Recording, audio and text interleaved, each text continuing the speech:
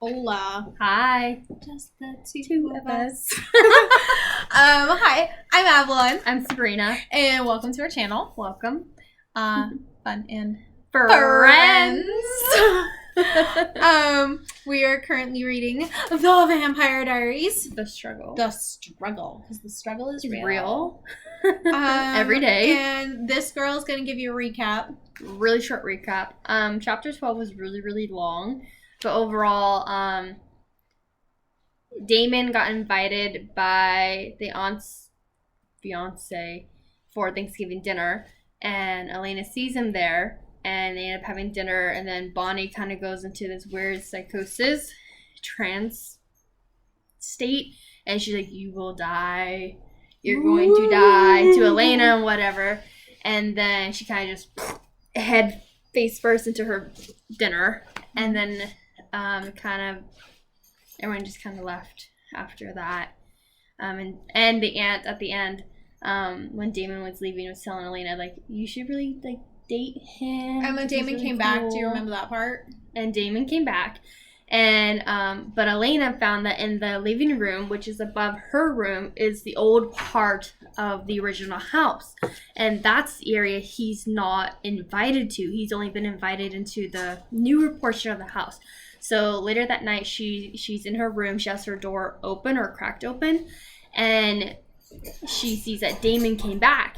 And he can't enter her bedroom because it's a part of the old part of the house that wasn't renovated. So then he entices Elena to come out of her room by going into Margaret's bedroom, her little sister's room. And he's like, I'll do it. I'll kill her. I'll kill her. And Elena, like, gives in and comes out and talks to him. Right? Yep. And that's it. Yep. Anyways, we gotta move on. Yes. Chapter 13. Chapter 13. Elena stirred with heavy eyelids. Light was showing through the edges of the curtains. She found it hard to move, so she lay there on her bed and tried to piece together what had happened last night. Damon had come here and threatened Margaret, and so Elena had given in to him. He'd won.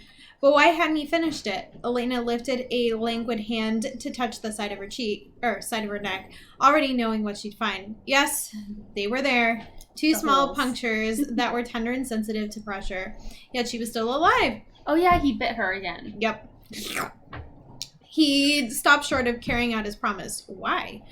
Her memories of the last 2 hours were confused and blurry. Only fragments were clear. Damon's eyes looking down at her, filling her whole world. The sharp sting at her throat, and later Damon opening his shirt. Damon's blood welling from a small cut in his neck. He'd made her drink his blood then. If made was the right word. She didn't remember putting up any resistance or feeling any revulsion. By then, she wanted it, but It's like the equivalent of having, like, intimate times with someone. It's like a vampire letting you take their blood after they took blood from you. That's just what I thought of, the equivalent of. By then, she wanted it. Ooh, see? See?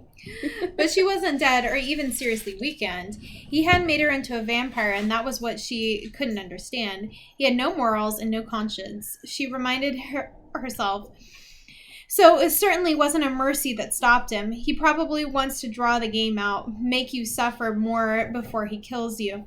Or maybe he wants you to be like Vicky, with one foot in the shadow world and one in the light, going slowly mad that way.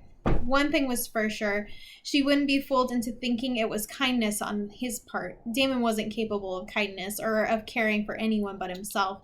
Pushing the blankets back, she rose from the bed. She could hear Aunt Judith moving around in the hallway. It was Monday morning, and she had to get ready to go to school. November 27th, Wednesday. Dear Diary, it's no good pretending I'm not frightened, because I am. Tomorrow's Thanksgiving and Founder's Day is 2 days after that, and I still haven't figured out a way to stop Caroline and Tyler. I don't know what to do. If I can't get my diary back from Caroline, she's going to read it in front of everyone. She'll have a perfect opportunity. She's one of the 3 seniors chosen to read poetry during the closing ceremonies, chosen by the school board, of which Tyler's father is a member, I might add. Good boy. I wonder what he'll think when it's all over. But what difference does it make? Unless I can come up with a plan when this is all over, I'll be beyond caring. And Stefan will be gone, run out of the town by good citizens of Fell's Church. Or dead, if he doesn't get back some of his powers. And if he dies, I'll die too. It's that simple. Which means I have to find a way to get the diary. I have to, but I can't. I know you're waiting for me to say it. There's a way to get the diary. Damon's way. All I need to do is agree to his price. But you don't understand how much that frightens me. Not because Damon frightens me, but because I'm afraid of what will happen if he and I are together again. I'm afraid of what will happen to me and Stefan. I can't talk about this anymore. It's too upsetting. I feel so confused and lost and alone. There's nobody I can turn to or talk to. Nobody who would possibly understand. What am I going to do? November 28th, Thursday, 11:30 p.m. Dear Diary, things seem clearer today, maybe because I've come to a decision. It's a decision that terrifies me, but it's better than the only alternative I can think of. I'm going to tell Stefan everything.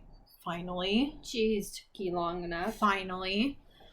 It's the only thing I can do now. Founders Day is Saturday, and I haven't come up with any plan of my own, but maybe Stefan can if he realizes how desperate the situation is. I'm going over to spend the day at the boarding house tomorrow, and when I get there, I'm going to tell him everything. I should have told him in the first place. Everything. About Damon, too. I don't know what he'll say, but I keep remembering his face in my dreams. The way he looked at me with such bitterness and anger, not as if he loved me at all. If he looks at me like that tomorrow... Oh, I'm scared. My stomach is churning. I can barely touch Thanksgiving dinner, and I can't keep still. I feel as if I might fly apart into a million pieces. Go to sleep tonight? Ha. Please let Stefan understand. Please let him forgive me. The funniest thing is, I wanted to become a better person for him. I wanted to be worthy of his love. Stefan has these ideas about honor, about what's right and wrong, and now when he finds out how I've been lying to him, what will he think of me? Will he believe me that I am only trying to protect him? Will he ever trust me again? Tomorrow I know. Oh God, I wish it were already over. I don't know how I'll live until then. Elena slipped out of the house without telling Aunt Judith where she was going.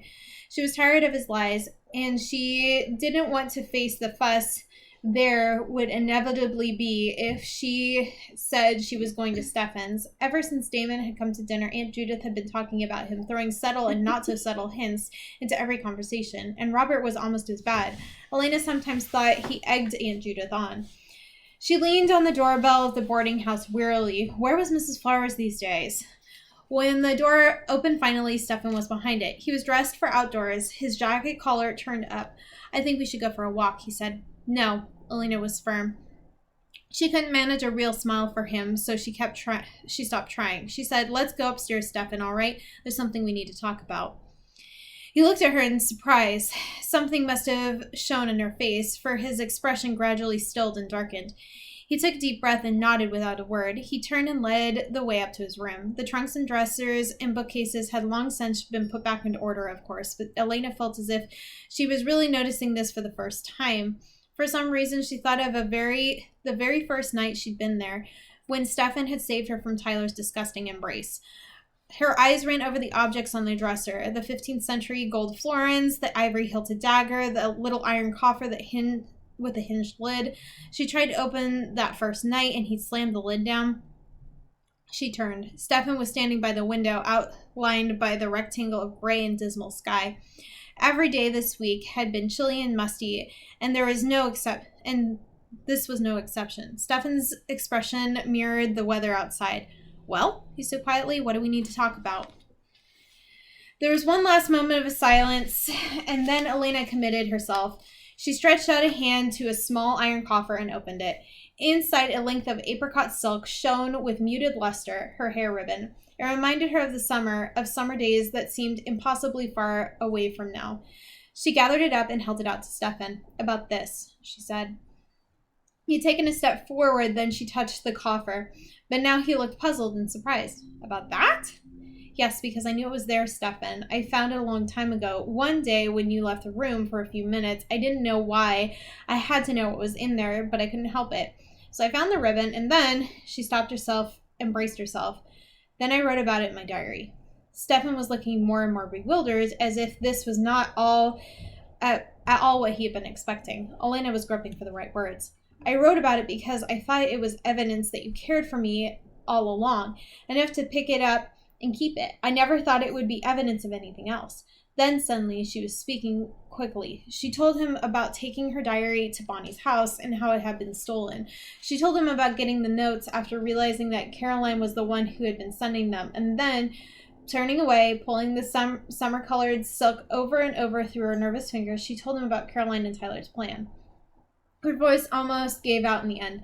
I've been so frightened since then, she whispered, her eyes still on the ribbon.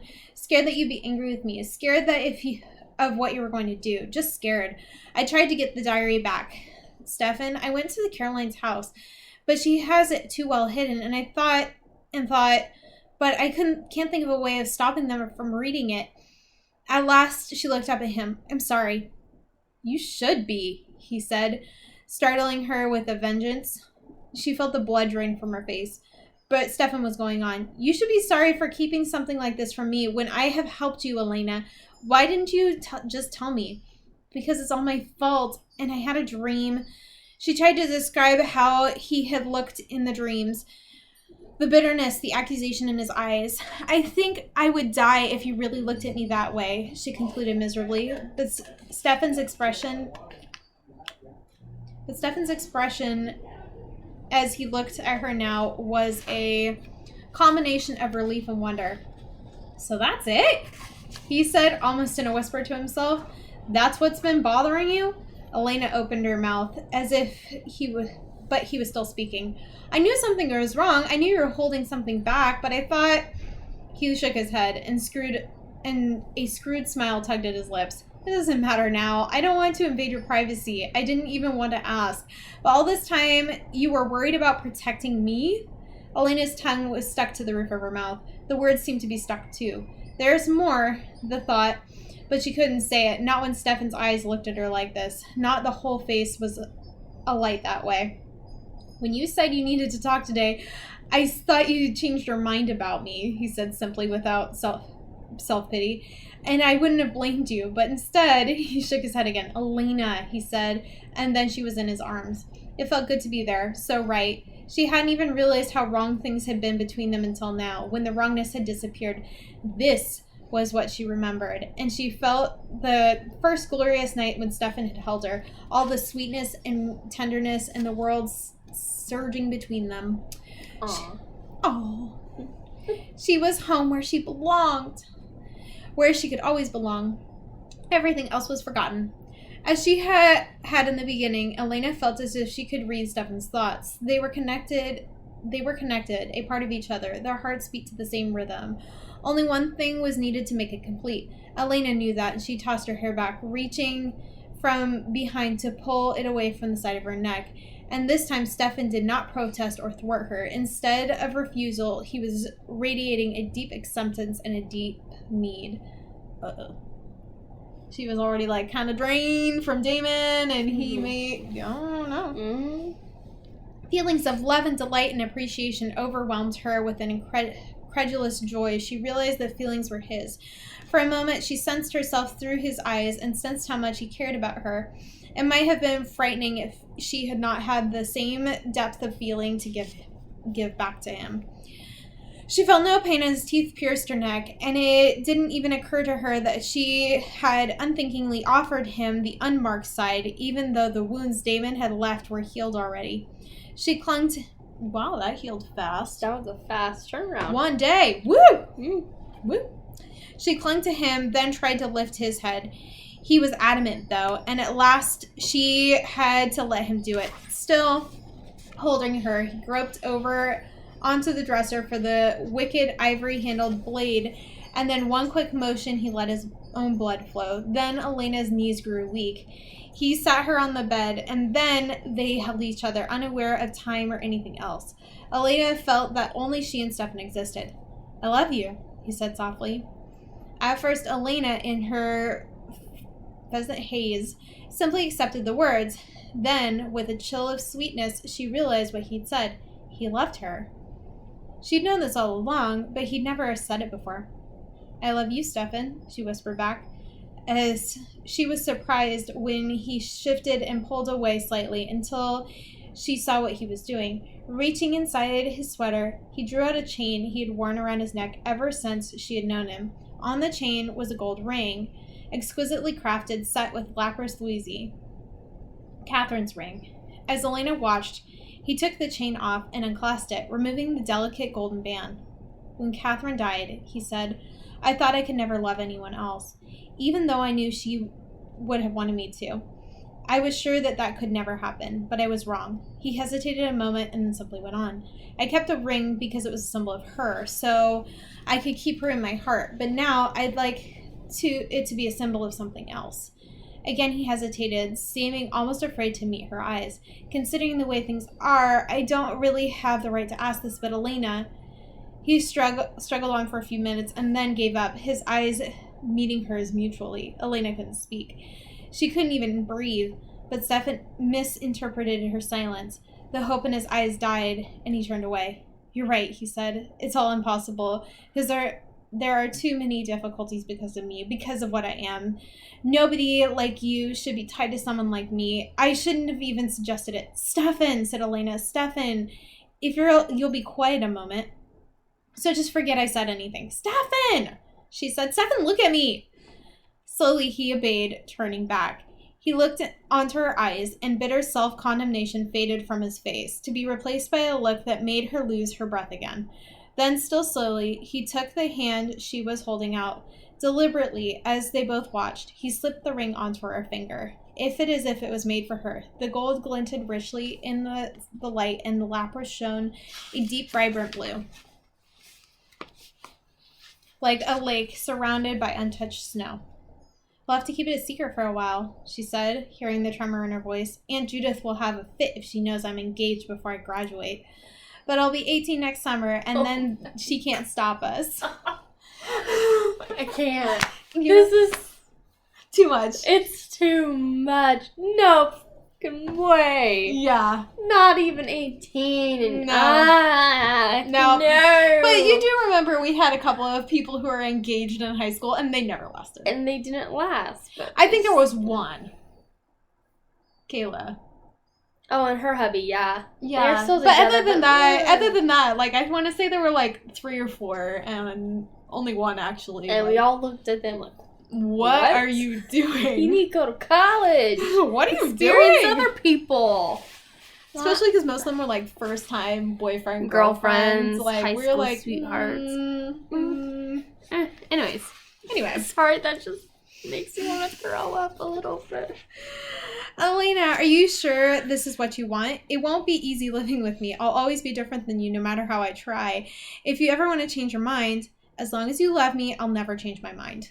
He took her into his arms again in peace and contentment enfolded her.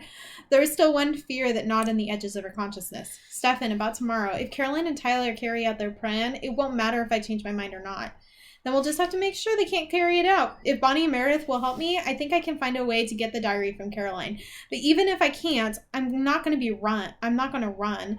I won't leave you, Elena. I'm going to stay and fight. But they'll hurt you, Stefan. I can't stand that. And I can't leave you. That's settled. Let me worry about the rest of it. I'll find a way. And if I don't, well, no matter what, I'll stay with you. We'll be together. We'll be together, Elena repeated, and rested her head on his shoulder, happy to stop thinking for a while and just be. Hurry up. You're just like, finish it. Finish this. Oh my gosh. November 29th, February. Dear diary, it's late. I can't sleep. I don't seem to need as much sleep as I used to. Well, tomorrow's the day. We talked to Bonnie and Meredith tonight. Stefan's plan is simplicity itself. The thing is, no matter where Caroline has hidden the diary, she has to bring it out tomorrow to take it with her.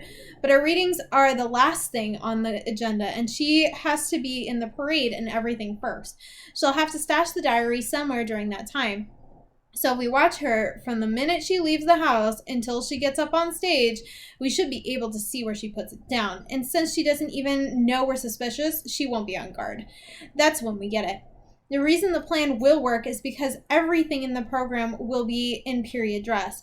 Mrs. Grimsby, the librarian, will help us put on our 19th century clothes before the parade, and we can't be wearing anything that's not part of the costume. No purses, no backpacks, no diaries. Caroline will have to leave it behind at some point. We're taking turns watching her. Bonnie is going to wait outside her house and see what Caroline's carrying when she leaves. I'll watch her when she gets dressed at Mrs. Grimsby's house. Then, while the parade is going on, Stefan and Meredith will break into the house, or the Forbes' car, if that's where it is, and do their stuff. I don't see how it can fail, and I can't tell you how much better I feel, but it's good to know that we'll be able to share the problem with Stefan. I've learned my lesson. I'll never keep things from him again. Except you're still keeping the whole Damon thing from him. Yeah, you still haven't told him, and you're engaged now. You think that was important? I can't. It's like high school, teeny. Yeah. I'll never keep things from him again. I'm wearing his ring tomorrow. If Mrs. Grimsby asks me about it, I'll tell her it's even older than 19th century. It's from the Renaissance Italy. I'd like to see her face when I say that. I better try to get some sleep now. I hope I don't dream. Oh my god.